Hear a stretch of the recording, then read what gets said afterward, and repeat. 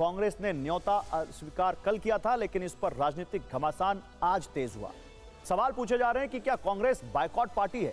ये हम नहीं कह रहे, बल्कि ये आरोप बीजेपी नेता सुधांशु त्रिवेदी ने लगाया है।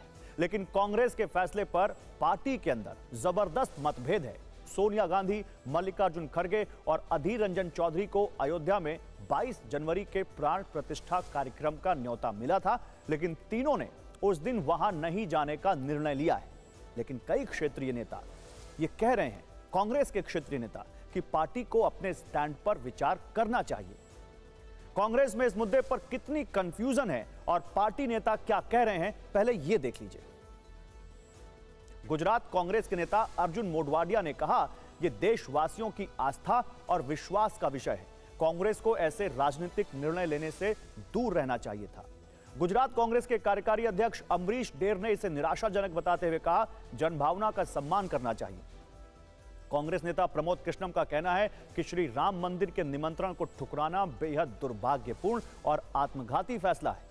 हिमाचल प्रदेश में कांग्रेस सरकार में मंत्री विक्रमादित्य सिंह कह रहे हैं कि उन्हें निमंत्रण मिला है और वो प्राण प्रतिष्ठा समारोह में जाएंगे। राजस्थान के कोटा में यूथ कांग्रेस मीडिया प्रभारी कंवर सिंह चौधरी ने नाराज होकर पार्टी ही छोड़ दी। तो बीजेपी ने कांग्रेस के खिलाफ मोर्चा खोल दिया। पार्टी ने अपने सोशल मीडिया हैंडल पर एक फोटो ट्वीट की। पार्टी ने इस तस्वीर के साथ लिखा है, पहचानिए राम मंदिर प्राण प्रतिष्ठा समारोह के न्योते को ठुकराने वाले सनातन चेहरे। इसमें सोनिया गांधी, मल्लिकार्जुन खड़गे, अधीर रंजन चौधरी, सीताराम येचुरी, अखिलेश यादव और ममता बनर्जी के चेहरे लगे हैं और नीचे लिखा है, सनातन विरोधी इंडी गठबंधन।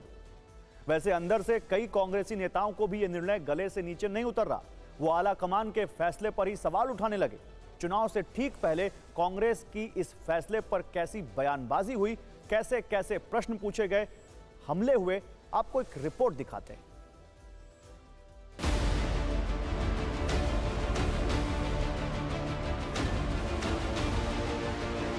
ये नेहरू की कांग्रेस है, ये गांधी की कांग्रेस नहीं है। क्योंकि महात्मा गांधी का तो राजनीतिक दर्शन था राम राज्य। महात्मा गांधी का नित्य का भजन था रघुपति राघव राजा राम। उस राम राज्य की प्राण प्रतिष्ठा का प्रारंभ हो रहा है, श्री गणेश हो रहा है, और आप उसके साथ नहीं खड़े हैं। जीवन में एक ही बारी ऐसा मौका मिलता है कि इस इतिहास का हम गवाह बन सके। तो एक सनातनी होने के नाते, एक हिंदू होने के नाते और देव समाज में विश्वास रखने होने के नाते ये मेरा परम दायित्व है, मेरी जिम्मेवारी है कि मैं उस दिन वहाँ पर उपस्थित रहूँगा भी। सब मिलकर राम जी का काम करेंगे तो कोई राजनीतिक फायदा नुकसान नहीं होगा। और अगर कोई एक पार्टी राम जी के लिए काम करेगी, बाकी विरोध करेगी, और आज तो किसी ने दुस्साहस किया है, तो क्या इसका परिणाम नहीं होगा?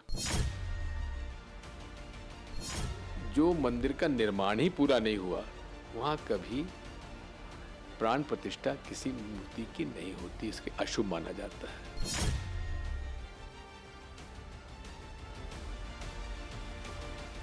मेरे और मेरे राम के बीच में सीधा ताल्लुक। गांधी मंदिर जाकर के राम भक्त नहीं बनते थे।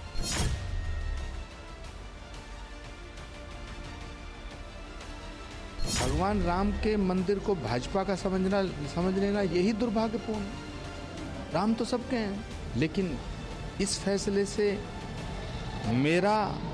मुझे बहुत तकलीफ हुई है।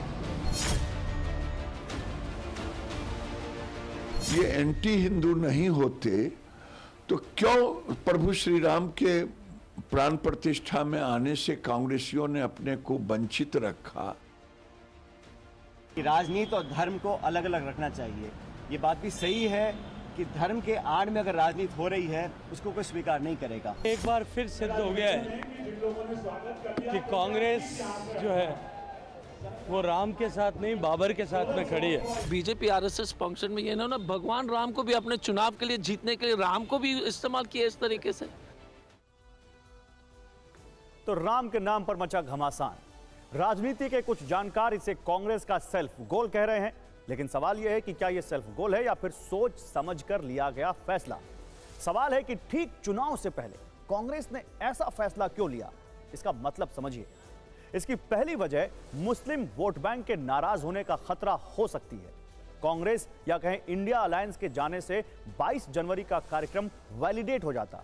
यानी कांग्रेस बीजेपी की लाइन से अलग रहना चाहती है। कांग्रेस अभी भी खुद की सेक्युलर छवि को बरकरार रखना चाहती है। कई धर्मगुरुओं ने अर्ध निर्मित मंदिर की प्राण प्रतिष्ठा पर सवाल उठाए। कांग्रेस उसी लाइन को आगे बढ़ा रही है। इस फैसले के जरिए कांग्रेस की कोशिश पूरे कार्यक्रम को बीजेपी और आरएसएस के कार्यक्रम की तरह प्रोजेक्ट करने की है। बीजेपी ने कांग्रेस के फैसले को हिंदू विरोधी बताया, लेकिन कांग्रेस कह रही है कि उसने सिर्फ 22 जनवरी के कार्यक्रम का निमंत्रण अस्वीकार किया है। बुधवार को कांग्रेस ने जो बयान जारी किया था उसमें लिखा था, भगवान राम की पूजा अर्चना करोड़ों भारतीय करते हैं, धर्म मनुष्य का व्यक्तिगत विषय होता आया है। लेकिन बीजेपी और आरएसएस ने वर्षों से अयोध्या में राम मंदिर को एक राजनीतिक परियोजना बना दिया है। स्पष्ट है कि एक अर्ध निर्मित मंदिर का उद्घाटन केवल चुनावी लाभ उठाने के लिए किया जा रहा है। यह भी कहा जा रहा है कि कांग्रेस राम मंदिर और भगवान श्री राम से दूरी नहीं बना रही है, सिर्फ 22 जनवरी के कार्यक्रम से खुद को अलग कर रही है। 22 जनवरी को रामलला की प्राण प्रतिष्ठा का न्योता ठुकराने के बाद कांग्रेस पर बीजेपी एंटी हिंदू होने का आरोप लगा रही है। लेकिन कांग्रेस का कहना है कि यह कार्यक्रम बीजेपी आरएसएस का है और शंकराचार्य भी प्राण प्रतिष्ठा पर सवाल उठा रहे हैं, इसलिए उस दिन वो नहीं जाएंगे। कांग्रेस ये कह रही है कि उसे किसी के मंदिर या मस्जिद जाने पर ऐतराज नहीं है, बल्कि उसने सिर्फ 22 जनवरी के कार्यक्रम से किनारा किया है।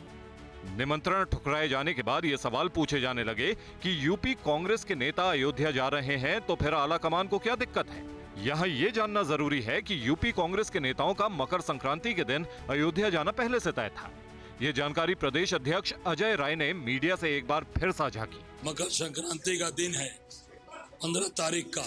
उस दिन हम सब उत्तर प्रदेश कांग्रेस के नेता अपने प्रभारी के मार्गदर्शन में हम लोग वहां पर सरजू जी में स्नान करेंगे और रामलला का दर्शन और हनुमानगढ़ी का दर्शन करेंगे। मतलब ये कि यूपी कांग्रेस का दल 22 जनवरी को नहीं जाएगा, बल्कि उससे पहले वहां दर्शन करेगा। 14 जनवरी से राहुल गांधी की न्याय यात्रा भी शुरू हो रही है।